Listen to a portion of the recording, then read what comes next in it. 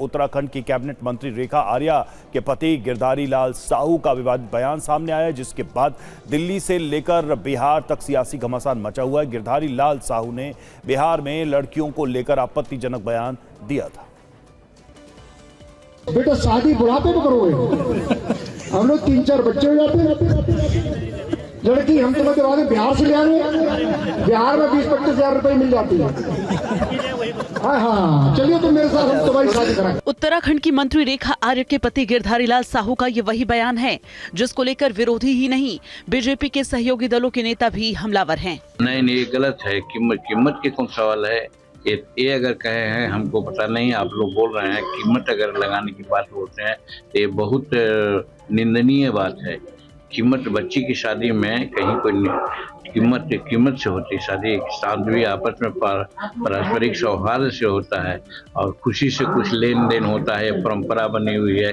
लेकिन उसको खरीदने की बात अगर ऐसा कर रहे हैं तो बहुत विवादास्पद है। इसके लिए वहाँ के मंत्री हैं, उन पर कार्रवाई करवाना चाहिए और नहीं तो क्षमा मांगने की बात करनी चाहिए। हम तो पूछना चाहते हैं आदरणीय नीतीश कुमार जी से कि आज तो चुप्पी छोड़ दें।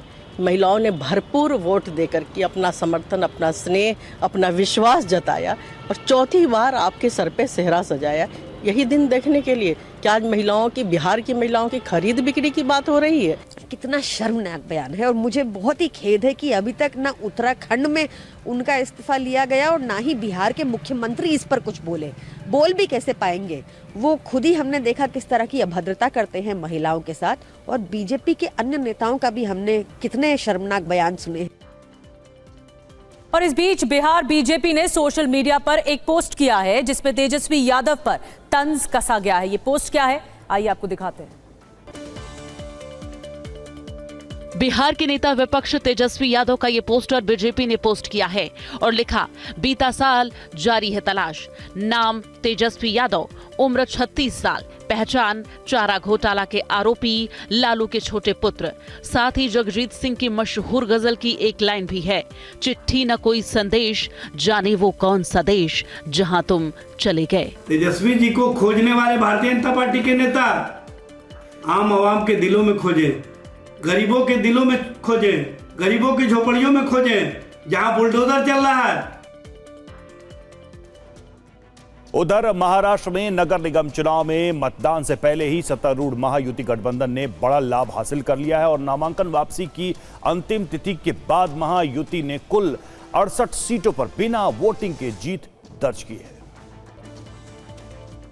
महायुति के निर्विरोध जीते 68 उम्मीदवारों में सबसे ज्यादा 47 उम्मीदवार बीजेपी के हैं, जबकि 19 एकनाथ शिंदे की शिवसेना के और 2 सीटें एनसीपी अजीत पवार के उम्मीदवार जीते हैं। ठाणे में बीजेपी के साथ मतभेदों के बावजूद शिवसेना ने 7 सीटें निर्विरोध हासिल की हैं। इसके बाद यहां राज ठाकरे की पार्टी एमएनएस ने विरोध प्रदर्शन किया और उसके उम्मीदवारों की खरीद फरोख्त का आरोप लगाते हुए सत्तारूढ़ गठबंधन पर सवाल उठाए गए हैं। पहले तो जो इलेक्शन ऑफिसर है उनका इस्तेमाल किया गया, जितने भी अपक्ष के फॉर्म थे वो उड़ाए गए छोटे छोटे कारणों की वजह से, और जो बचे उनको आज खरीदा गया, खरीद फरोख्त हुई, 5-5, 7-7 करोड़ रुपया एक पार्षद के लिए दिया गया। और मुझे लगता है अगर इतना पैसा दिया गया है तो वो लोगों ने खुद को बेच दिया। बीएमसी चुनाव के लिए आज 11 बजे से चुनाव चिन्हों का आवंटन किया जाएगा। इसके बाद उम्मीदवारों की अंतिम सूची आज ही जारी की जाएगी। इस बीच महाराष्ट्र में सत्ता पक्ष और विपक्ष ने एक दूसरे पर हमला तेज कर दिया है। ठाकरे बंधुओं ने मराठी मानुष के नारे पर डिप्टी सीएम एकनाथ शिंदे ने हमला किया। उनके पैरों तले जमीन खिसक चुकी है, वो डर गए हैं। उनको अभी उन्होंने उनका पराभव स्वीकार किया है, जैसे नगर परिषद में उन्होंने पराभव स्वीकार किया था, चुनाव में प्रचार में नहीं गए। अभी ऐसे ही हमारी जीत जो है महायुति की उनको दिख रही है अनपोज आने की, और इसलिए वो लोग ऐसे गलत सलत आरोप कर रहे हैं। वहीं नामांकन वापसी के अंतिम दिन कल चुनावी हिंसा भी देखने को मिली है, जब सोलापुर में एमएनएस के एक कार्यकर्ता की हत्या हो गई और इस घटना के बाद सोलापुर में तनाव है।